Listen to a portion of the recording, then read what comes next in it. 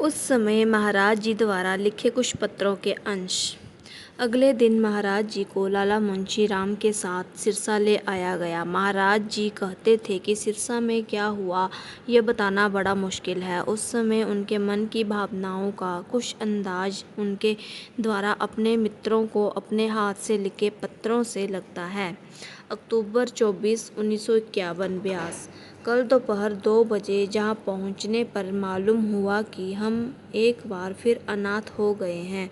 कल सुबह प्यारे महाराज जी हमें छोड़कर चले गए हैं और मैं तो केवल सत्संगियों द्वारा किए जा रहे उनके अंतिम संस्कार को ही देख पाया। मैं भी मृत प्राय ही हूँ। मेरी मौजूदगी के बावजूद मुझे मृत घोषित कर दिया गया है। भाग्य ने मेरे साथ एक बहुत बड़ा मजाक किया है। जैसे कि मुझे अभी लग रहा है मैं लोगों से मिल रहा हूँ। वे हाथ जोड़ रहे हैं और उनकी आंखें दुख और आंसुओं से भरी हुई हैं। जब मैं उनकी भक्ति, विश्वास और श्रद्धा का अपनी कमजोरियों से मुकाबला करता हूँ तो मेरा दिमाग कुछ सोच नहीं पाता। मैं ऐसे जी रहा हूँ मानो इसके सिवाय मेरे आगे कोई और चारा ही नहीं है।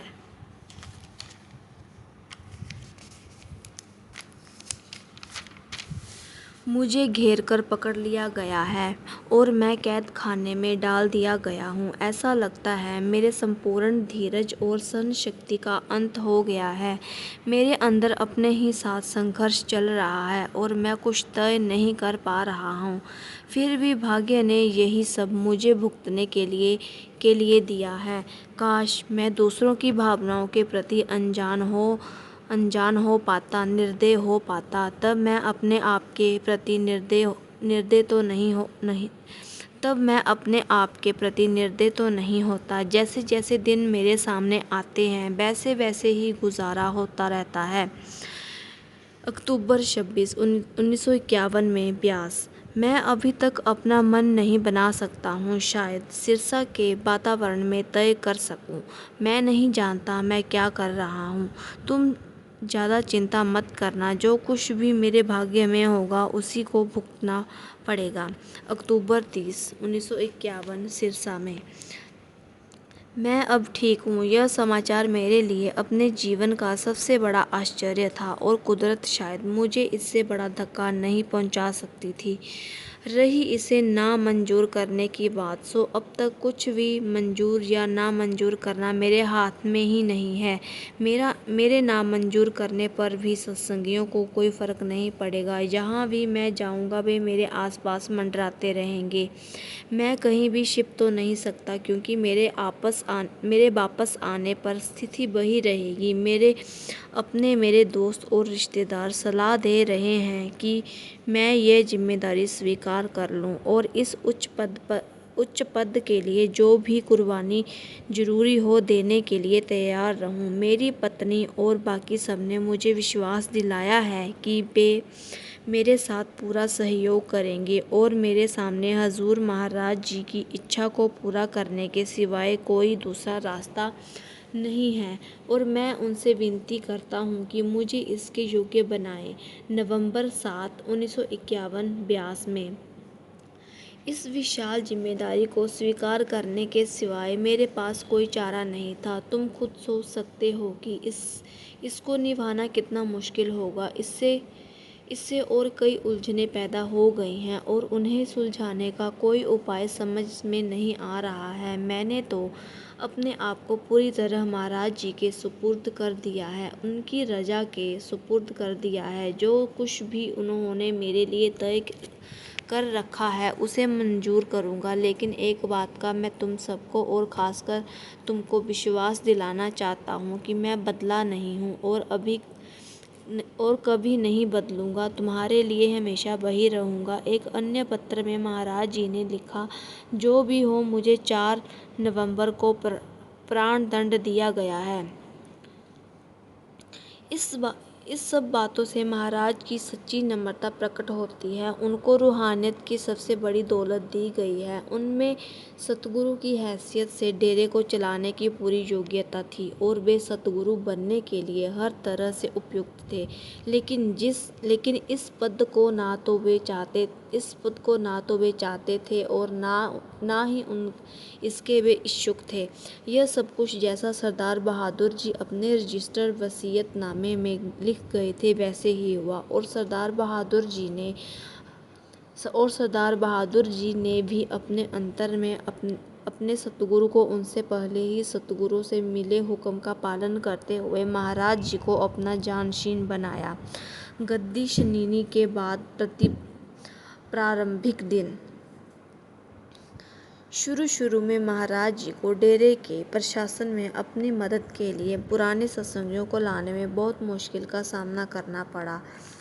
उन सब ने महाराज जी को बड़े महाराज के पास एक बच्चे की तरह देखा था। उन्होंने महाराज जी को बड़े होकर एक युवा वकील के रूप में भी देखा था। इसलिए वे महाराज जी को सतगुरु के उस नए रूप में गंभीरता से नहीं ले रहे थे। इस संबंध में मैं प्रोफेसर जगमोहन लाल जी से एक बड़ा दिलचस्प वृत्तांत सुना।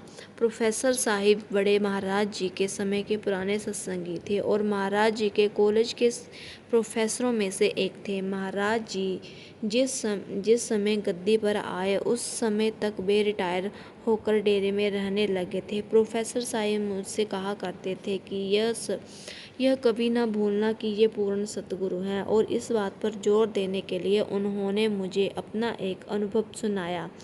उन शुरू के दिनों में महाराज जी ने उनको अपनी कोठी पर कुछ विदेशी सत्संगियों के पत्र के जवाब लिखवाने के लिए बुलाया। इन पत्रों के उत्तर देने में पहले ही काफ़ी देर हो चुकी थी, लेकिन प्रोफेसर साहिब ने महाराज जी के निवेदन को गंभीरता से नहीं लिया। आखिर वे उनके विद्यार्थी रह चुके थे और उनके सामने ही बड़े हुए थे। सो महाराज जी के पास जाने के बजाय वे भजन में बैठ गए और ऐसा लगातार 3 दिन तक होता रहा। रोज महाराज जी उनको अपनी कोठी पर आने को कहते और वे वहां जाने के बदले भजन पर बैठ जाते थे। चौथे दिन फिर ऐसा ही हुआ। प्रोफेसर भजन में बैठ गए, लेकिन शब्द उनको ऊपर की ओर खींचने की बजाय बाहर की ओर धकेलने लगा। अपनी हर कोशिश के बावजूद भी वे सफल नहीं हो पाए। तब उनकी समझ में आया कि उनके साथ ऐसा इसलिए हो रहा है कि वे सतगुरु के आदेश की अवज्ञा कर रहे हैं। सो वे तुरंत उठे, महाराज जी के पास गए, उनसे माफ़ी मांगी और जो उनसे कहा गया था वह कार्य किया। ऐसे ही घटना मुझे आहलूवालिया साहिब ने सुनाई, जो महाराज जी के सबसे पहले सेक्रेटरी थे। वे इंपीरियल बैंक ऑफ इंडिया अब स्टेट बैंक ऑफ इंडिया के मैनेजर के पद से सेवानिवृत्त हुए थे। इसी बीच उनके बड़े लड़के बैंक सेवा में चुन लिए गए थे और अम्बाला शहर में मैनेजर नियुक्त हुए थे। श्री आहलूवालिया अपने पुत्र के साथ रहते थे और महाराज जी जब भी अम्बाला से गुजरते तो उनसे मिलने उनके पुत्र के घर जाते थे। एक दिन महाराज जी ने आहलूवालिया साहिब से डेरे आकर राय साहिब मुंशीराम को डेरे की सेवा में सहायता देने के लिए कहा, क्योंकि राय साहिब अब वृद्ध हो रहे थे। आहलूवालिया साहिब ने वादा किया कि वे डेरे जरूर जाएंगे, लेकिन सेवानिवृत्त होने के बाद उन्होंने सोचा कि पहले वे कलकत्ता जाकर अपने छोटे बेटे की नौकरी प्राप्त करने में मदद करें, क्योंकि वहाँ उनके कई प्रभावशाली मित्र थे। वे कलकत्ता 1 महीना ठहरे, पर जिनसे भी वे इस संबंध में मिले उनसे निराशा ही मिली। उन्हें अपनी गलती का एहसास तब हुआ जब एक रात उन्हें सपना आया कि जिसमें बड़े महाराज जी दिखाई दिए और फरमाया, मौजूदा महाराज जी, तुम चरण के पास जाने में क्यों देर कर रहे हो? उसने तुम्हें आने के लिए कई बार कहा है। क्या तुम सोचते हो कि अपने लड़के को नौकरी तुम दिलाओगे? आहलूवालिया साहिब बहुत शर्मिंदा हुए और अपने लड़के को कलकत्ता में खुद काम ढूंढने के लिए छोड़कर तुरंत ब्यास के लिए चल पड़े। अभी वे ट्रेन में ही थे कि रास्ते में किसी स्टेशन पर उन्हें अपने लड़के का तार मिला कि उन्हें नौकरी मिल गई है। यह अक्सर देखा गया है कि जब हम सतगुरु का काम करने में लगे रहते हैं तो हमारी दुनियावी ज़रूरतें अपने आप पूरी हो जाती हैं, लेकिन जब हम दुनिया के पीछे दौड़ते हैं तो हम संसारिक ही नहीं रूहानी दौलत को भी खो बैठते हैं। महाराज जी कभी कभी बड़े महाराज जी के वचनों को सुनाते थे, अगर तुम्हें कुर्सियाँ चाहिए तो बड़े को ही अपने घर ले आओ। इसी प्रकार अगर हम परमात्मा को अपने घर ले आएं तो इस दुनिया में जो भी हमें चाहिए मिलता रहेगा। अगर हम अपने अंदर उसको ढूंढ लें तो उसकी सब दात अपने आप ही हमें मिल जाएगी। डेरे में शुरू के दिन महाराज जी के लिए काफ़ी कठिनाइयाँ पूर्ण थे, क्योंकि उन्हें पूरे प्रशासन को व्यवस्थित करना था। आज हमें यहाँ एक बहुत सुनियोजित, खूबसूरत, साफ सुथरा छोटा सा नगर दिखाई देता है जिसके चारों ओर हरियाली है और पेड़ लगे हुए हैं। ऐसा लगता है कि हम एक सुंदर, स्वस्थ तथा शांतिपूर्ण स्थान पर आ गए हैं। लेकिन सन 1951 से 52 में जब महाराज जी ने